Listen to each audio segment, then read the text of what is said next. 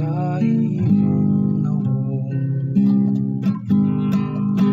Ginoo mao kini ang katawhan nga nangandoy sa pagtan-aw sa imong nawong.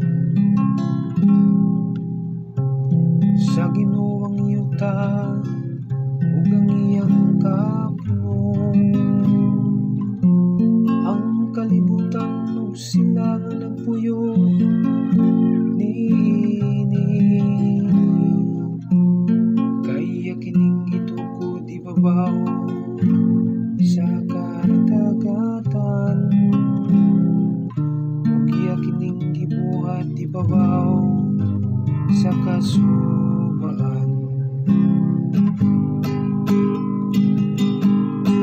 Ginoo mao kini ang katawhan nga nangandoy sa pagtan-aw sa imong nawong. Kinsay makatungas sa bukid sa Ginoo, o kinsay makabarog sa iyang palaang dapit. Siya kansang mga kamot walay mga sala, kansang kasing-kasing malinis. Siya nga wala magtinguha sa mga butang nga walay hinungdan.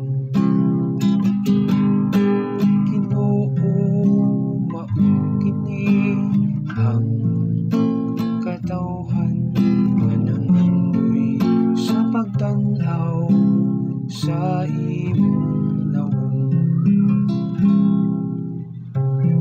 Makadawat siya og panalangin gikan sa Ginoo, ganti gikan sa Dios nga iyang manluluwas.